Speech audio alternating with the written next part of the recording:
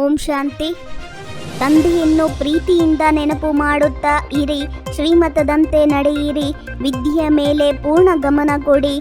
ಆಗ ನಿಮಗೆ ಎಲ್ಲರೂ ಗೌರವ ಕೊಡುತ್ತಾರೆ.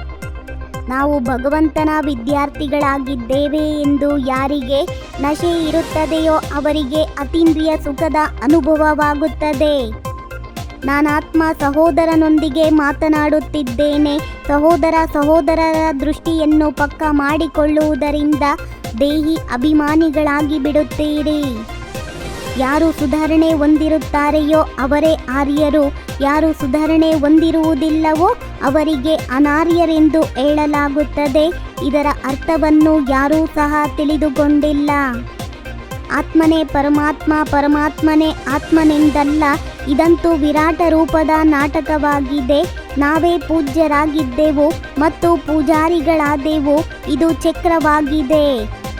ಪ್ರಪಂಚದವರಂತೂ ಭಗವಂತ ಸರ್ವವ್ಯಾಪಿ ಎಂದು ಹೇಳಿ ಕಲ್ಲು ಮಣ್ಣಿನಲ್ಲೂ ಇದ್ದಾರೆ ಎಂದು ಹೇಳಿದ್ದರಿಂದ ಸ್ವತಃ ತಾವು ಮಣ್ಣಿನ ಸಮಾನ ಆಗಿದ್ದೀರಿ.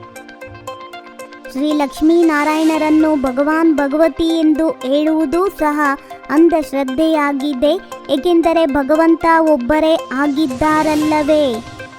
ಬುದ್ಧಿರೂಪಿ ಪಾತ್ರೆಯು ಸ್ವಚ್ಛವಾಗಿಲ್ಲ. ಇದರಲ್ಲಿ ಎಷ್ಟೊಂದು ಕಲ್ಮಶಗಳು ತುಂಬಿವೆ. ಇದರಲ್ಲಿ ಬಹಳ ಒಳ್ಳೆಯ ಪುರುಷಾರ್ಥ ಮಾಡಬೇಕಾಗಿದೆ. ಯಾರು ಆತ್ಮ ಅಭಿಮಾನಿ ಆಗಿರುತ್ತಾರೆಯೋ ಅವರೇ ಅತೀಂದ್ರಿಯ ಸುಖದಲ್ಲಿರಲು ಸಾಧ್ಯ. ಆತ್ಮ ಅಭಿಮಾನಿಗಳಾಗುವುದರಲ್ಲಿ ಬಹಳ ಪರಿಶ್ರಮ ಪಡಬೇಕು. ನೆನಪಿನಿಂದಲೇ ಆತ್ಮನಲ್ಲಿ ಅರಿತವು ತುಂಬುತ್ತದೆ. ಜ್ಞಾನಕ್ಕೆ ಬಲವೆಂದು ಹೇಳುವುದಿಲ್ಲ, ಯೋಗ ಬಲವೆಂದು ಹೇಳಲಾಗುತ್ತದೆ. ಯೋಗ ಬಲದಿಂದಲೇ ನೀವು ವಿಶ್ವಕ್ಕೆ ಮಾಲೀಕರಾಗುತ್ತೀರಿ. ಆತ್ಮದಲ್ಲಿಯೇ ಬುದ್ಧಿ ಇದೆ. ಆತ್ಮವು ಸಚ್ಚಿತ್ ಆನಂದ ಸ್ವರೂಪವಾಗಿದೆ. ಎಲ್ಲಿಯವರೆಗೆ ತಂದೆಯು ಬರುವುದಿಲ್ಲವೋ ಅಲ್ಲಿಯವರೆಗೆ ಯಾರೂ ದೇಹಿ ಅಭಿಮಾನಿಗಳಾಗಲು ಸಾಧ್ಯವಿಲ್ಲ. ತಂದೆಯು ಹೇಳುತ್ತಾರೆ, ಆತ್ಮ ಅಭಿಮಾನಿ ಭವ. ನನ್ನೊಬ್ಬನನ್ನೇ ನೆನಪು ಮಾಡಿ, ಆಗ ನನ್ನಿಂದ ಶಕ್ತಿಯೂ ಸಿಗುತ್ತದೆ. ಇದು ಹೊಸ ಮಾತಾಗಿದೆಯಲ್ಲವೇ. ನೀವು ಮಕ್ಕಳು ಯಾವುದೇ ಮಾತಿನಲ್ಲೂ ತಬ್ಬಿಬ್ಬಾಗಬಾರದು. ಈ ನಾಟಕವು ಮಾಡಲ್ಪಟ್ಟಿರುವುದಾಗಿದೆ.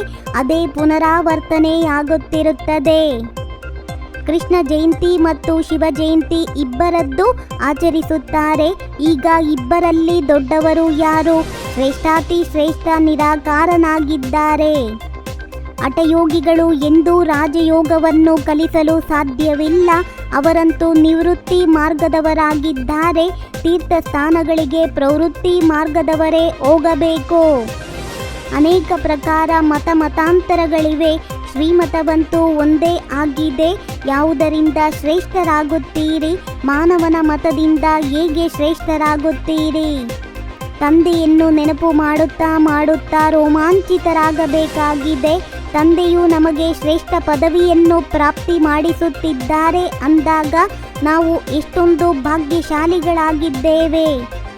ದೇಹಾಭಿಮಾನ ಉಳ್ಳವರಿಗೆ ದೈವಿ ಗುಣಗಳು ಧಾರಣೆಯಾಗಲು ಸಾಧ್ಯವಿಲ್ಲ. ನಿಮ್ಮ ಚೆಹರೆಯು ಫಸ್ಟ್ ಕ್ಲಾಸ್ ಆಗಿರಬೇಕಾಗಿದೆ. ವಿದ್ಯೆಯ ಮೇಲೆ ಸಾಕಷ್ಟು ಗಮನವಿಡಬೇಕು ಮತ್ತು ಶ್ರೀಮತದಂತೆ ನಡೆಯಬೇಕಾಗಿದೆ.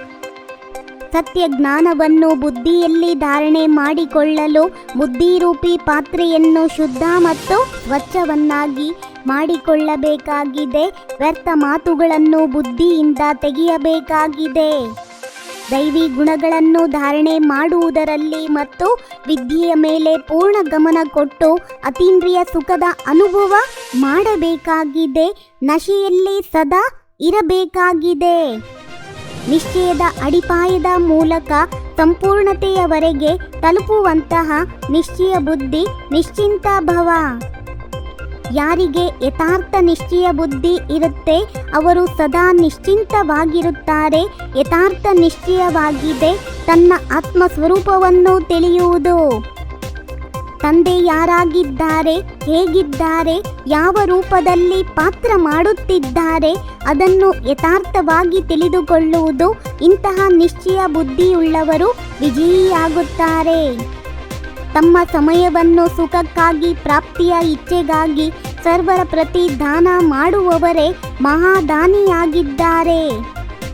ಓಂ ಶಾಂತಿ. 21 ಜನ್ಮಗಳಿಗೆ 21 ಪರಮಾತ್ಮನ ಮಹಾವಾಕ್ಯವನ್ನ ಆಲಿಸಿ ನಿಮ್ಮದೇ ಆದಂಥ ಈ ಚಾನಲಿಗೆ ಲೈಕ್ ಮಾಡಿ, ಶೇರ್ ಮಾಡಿ, ಸಬ್ಸ್ಕ್ರೈಬ್ ಆಗೋದನ್ನ ಖಂಡಿತ ಮರಿಬೇಡಿ. ಓಂ ಶಾಂತಿ.